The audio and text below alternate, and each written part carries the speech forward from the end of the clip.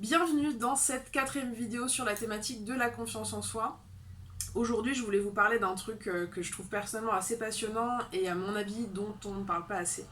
C'est la question des bénéfices secondaires. Alors, si vous êtes un peu dans le domaine du développement personnel ou de la psychologie, vous savez ce que c'est, sinon je vais évidemment vous en dire un mot.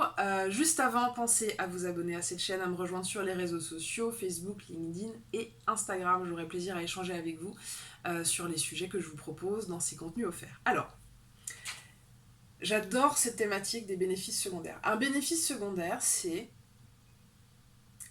l'avantage plus ou moins évident qu'on a à garder un fonctionnement, même si ce fonctionnement nous empêche de vivre, en gros.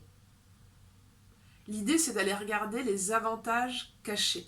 En quoi le fait de faire comme ci ou de faire comme ça, même si en fait vraiment ça m'emmerde, parce que ça m'empêche de vivre ma vie, d'être heureux, machin, mais quelque part j'y trouve quand même quelque chose. J'y trouve mon compte.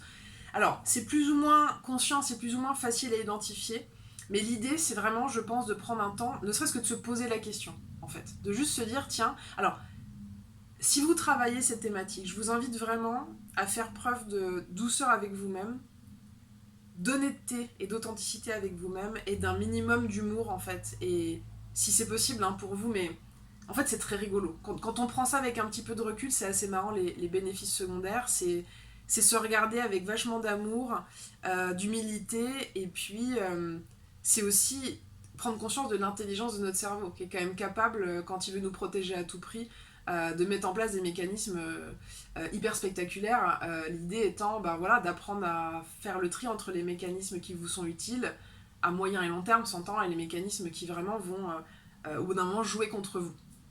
Donc l'idée, c'est que je vais vous donner un certain nombre de débuts de phrases. Évidemment, vous pourrez revoir cette vidéo, mettre pause ou mettre pause dès maintenant, d'ailleurs, après chaque phrase, et faire cette vidéo, cet exercice à l'écrit. Vous savez à quel point faire les exercices à l'écrit, c'est beaucoup plus puissant que de juste les faire comme ça en passant et en faisant autre chose. On est bien d'accord. Prenez 5 minutes de votre vie, il y aura forcément des avantages qui seront bien supérieurs à cet investissement de temps très court. Donc, je vais vous donner des débuts de phrases et je vais vous inviter à compléter ces phrases avec ce qui va vous venir à l'esprit.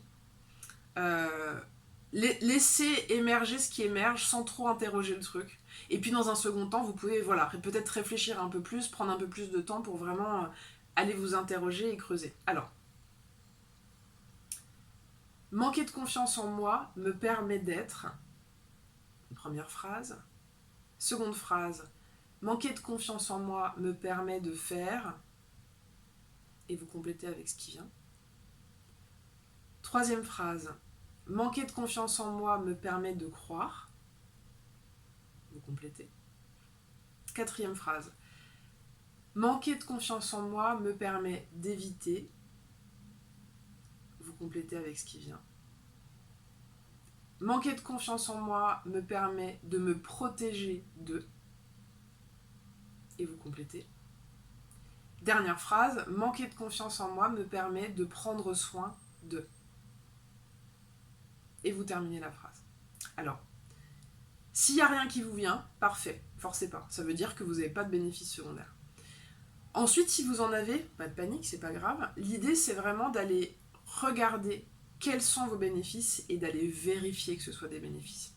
Parce qu'en fait, souvent, ce qui revient dans ces questionnements-là, c'est le manque de confiance en moi me permet de ne pas prendre de risques, me permet de me cacher, me permet de rester dans une zone...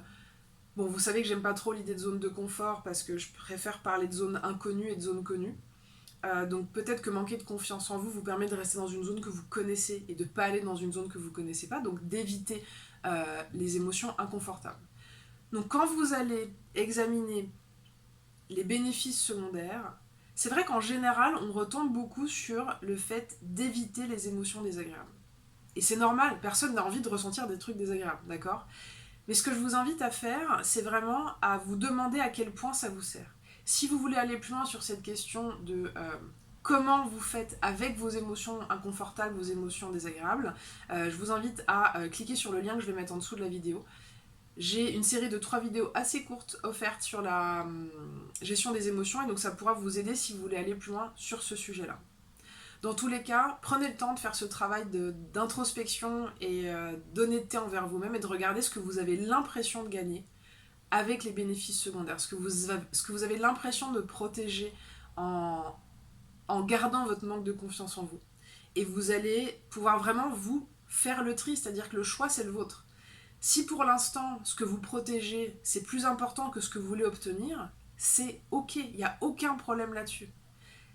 C'est là où c'est important d'être honnête et de voir dans la balance à quel point vous êtes prêt ou prête à aller de l'avant et à faire des choses nouvelles parce que ce que vous voulez obtenir est très important, ou à quel point vous avez peut-être besoin d'encore un peu de temps ou d'un accompagnement sur ce qui vous fait trop peur et ce qui est vraiment trop précieux pour vous, qui serait finalement de vous protéger et de rester à un endroit où vous souffrez pas trop. Ça dépend aussi de votre vie et de vos expériences. J'ai été ravie de partager cette vidéo avec vous, ce sujet des bénéfices secondaires que je trouve complètement passionnant. Dites-moi en commentaire s'il vous plaît si ça vous a intéressé, pensez à liker et à partager autour de vous. Cette thématique est vraiment intéressante et c'est pas une thématique qui est souvent abordée. Moi je pense qu'il y a un vrai bénéfice à en avoir connaissance en tout cas.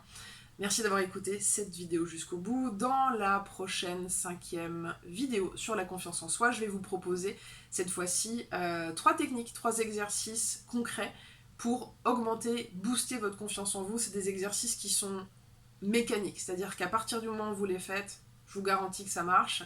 De par mon expérience de coach, ça ne loupe jamais.